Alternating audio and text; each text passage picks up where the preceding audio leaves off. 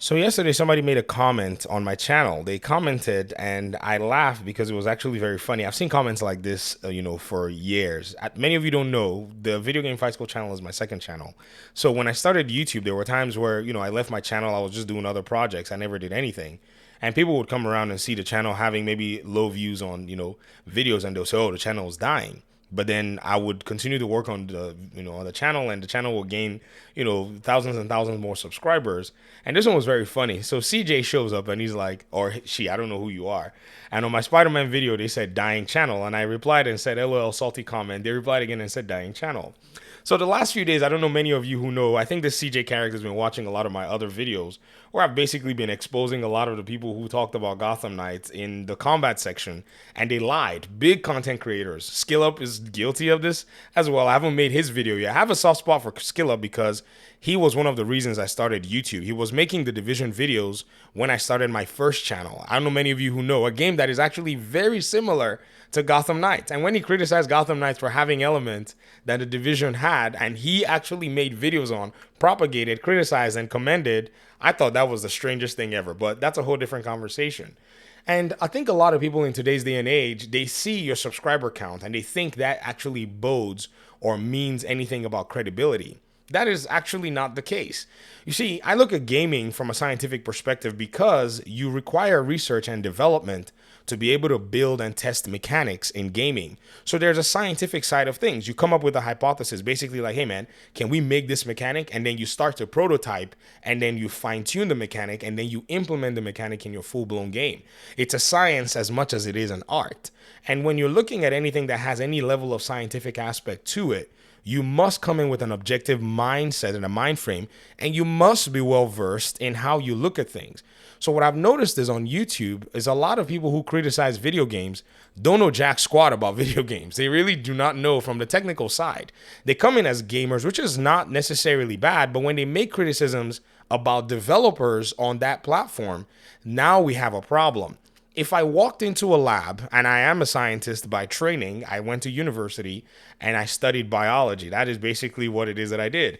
If I walked into a chemistry lab or an analytical chemistry lab and I told the chemists in there and say, "Hey guys, man, your margin of error is actually trash, man," they would look at me and be like, "Okay, where are you coming from with this conclusion? Sit down with us and tell us exactly why." And this is why I'm here in the gaming community talking about this stuff, because I've been putting myself through the pain and the burden of learning game development so I can have these conversations and challenge the, public thinking of video games, or the more simplistic thinking that many people bring towards video games and draw conclusions. These developers, to me, they hold a special place in my heart. I don't know them, they don't know me, but seeing what they have to go through to actually make these video games is quite fascinating to me. And that's one of the reasons I do this. So the Video Game Fight School is a passion project. I will cover Jedi Survivor. I said that before. I'm just waiting for the game to release. I pre-ordered my copy day one. That's basically, what I'm waiting for. So in doing all of these videos, basically exposing White Light and the nonsense combat critique, and, Luke Stevens and his just straight up, no concern about the game, I think I've probably kicked the hive a little bit. I was going to do the skill up one, but I was like, like I said, there's a little bit of respect there, but seeing him actually follow down this path was kind of disappointing for me. And maybe I might do that video, but a lot of what he said in the combat I already basically covered with White Light's, refuting White Light's video. So when I'm stubborn about my positions, or when I continue to reiterate it, I'm trying to wear down the trash thinking, because that has a lot of popularity and momentum around it. What I've noticed is, for the most part, people will be easily, drawn to specific easy or low hanging fruit type, analyses, when in reality, the truth of the matter and the depth is kind of much more nuanced, and it's not easy to break down.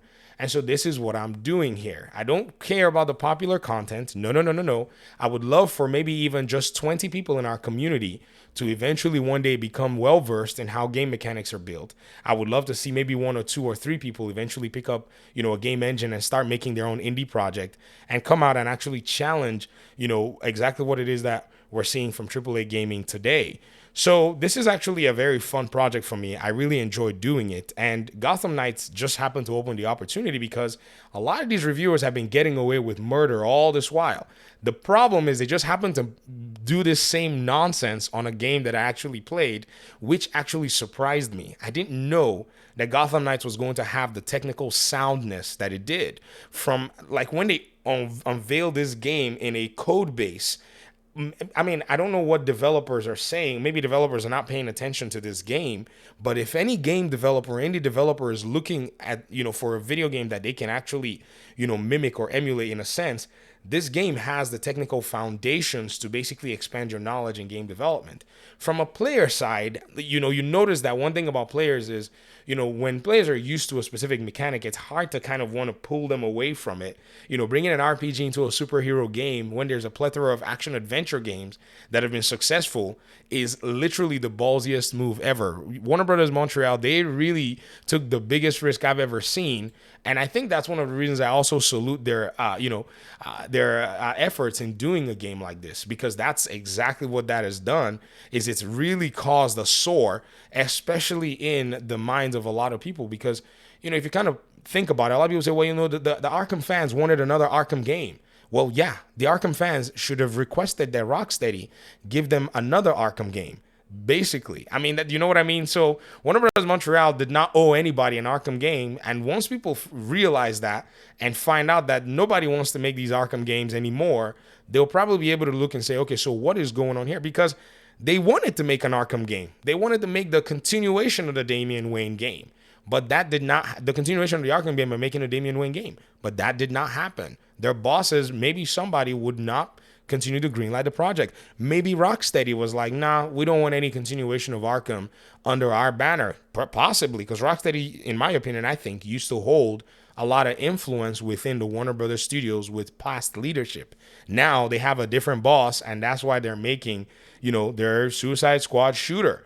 And this has really unnerved a lot more people even more. Like, we can't get what we want. And I can understand, but that's aside the conversation overall. So what we're going to do in the video game festival community is we're going to be opening up these video games. We're going to be basically loosening the threads to see what's embedded within, to see what the thinking of the developers are in terms of mechanics, in terms of, combat and all of these different really cool aspects to a video game that sometimes we gloss over, and it's really fun. One thing that I would encourage a lot of people to do is I want you to watch a YouTuber like Game Maker's Toolkit. He does a lot of high production stuff. I don't have the time for that. I have to sit down and learn game development. I have a family to take care of, and I have a full-time job. I actually have multiple, jobs that I do, full-time and part-time jobs that are not even YouTube. And so his content is really great. But here's where his content exploded. When he actually started making his own game, his understanding really changed. And I really felt so happy in watching that transformation happen in real time. It was the best thing I'd ever seen, because he was somebody who his content actually pushed me to go start learning out, how to make video games. I was sitting there going, man, this guy is very knowledgeable about game mechanics, and he is, but little did he know about the complexities of coming up with mechanics such as these. And now he's actually feeling the appreciation that I feel even much more. And that's the appreciation that I'm sure he wanted gamers to feel when he started his content. And he wanted to even get a better sense of the, of appreciation by actually diving into the hands-on, or at least to the knowledge base, and looking at interviews, looking at, game developers talk, and so on and so forth. So these are very, very huge things. And I would wish that a lot more YouTubers that seem to claim credibility would actually engage a little bit in this in their craft. Because you can actually tell a terrible sports analyst from a good one, someone who knows their sports, knows their data, and can actually do a good job in predicting and actually making good judgment. And then the ones that do not do that, they're the ones that just basically don't have a very good take. And you'll notice that this is also a thing that's actually very popular in this whole gaming conversation. We're seeing everybody jump around and talk about, this console wars and all of this stuff. And I stopped covering that content with the Xbox and, how much money they had, and so on and so forth. Once I started to see a lot of people jump into it, many of you may or may not know, I was saying to many people that in this generation, Xbox had a very strong proposition. And some people said to me that I was being an Xbox fanboy. I started getting a lot of these different, so-called accusations and so on and so forth. People just want to talk. They don't have anything to actually, back it up. But now everyone is talking about Activision. Oh my God. When in reality, the signs were all there when Microsoft was making moves to bring money back into the United States. Sony did not pay attention to this. Now they were freaking out, but this was something that I already paid attention to. But again, popular content is not really my deal. I'd already predicted, weird things happening. I didn't even know they were going to go this crazy, with their acquisition of, Microsoft and what's the name, Bethesda, which was actually a big shocker. But that's how gaming is. You got to look, beyond the surface.